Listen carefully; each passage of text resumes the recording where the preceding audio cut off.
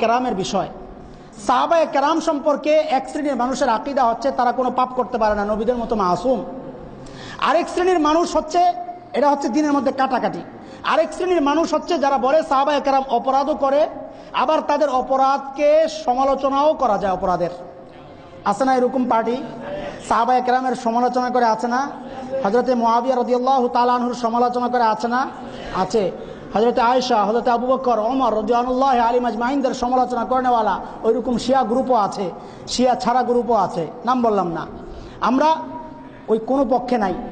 সাহাবায়ে কেরাম ভুল করতে পারেন না এই পক্ষেও নাই, আবার সাহাবায়ে কেরাম ভুল করেন কিন্তু তাদের দোষও ধরা যায় ওই পক্ষেও নাই, কাটাকাটিতেও নাই, আমরা বাড়াবাড়িতেও নাই। আমরা বলি সাহাবায়ে কেরাম ভুল করেছেন, তারা মানুষ, সাধারণ মানুষ, ভুল করতেই পারেন, কিন্তু তাদের সমালোচনা করা যাবে না। কেন?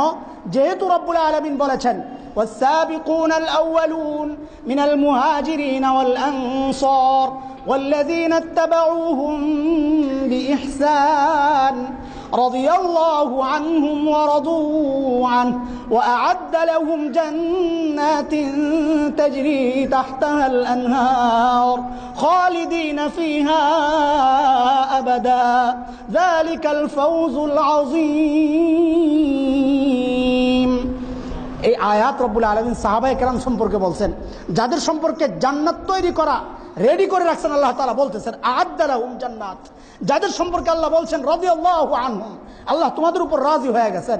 যাদেরকে আল্লাহ তাআলা রাজি হওয়ার স্বীকৃতি দিলেন, যাদের জন্য জান্নাত প্রস্তুত এই কথার ওয়াদা করলেন, তাদের সমালোচনা করার দায়িত্ব আল্লাহ তাআলা আমাকে দিয়েছেন। জান্নাতীদের সমালোচনা করা যায়? তো আমি কেন করতেছি? করব না ইনশাআল্লাহ, মাঝখানে আছি আলহামদুলিল্লাহ।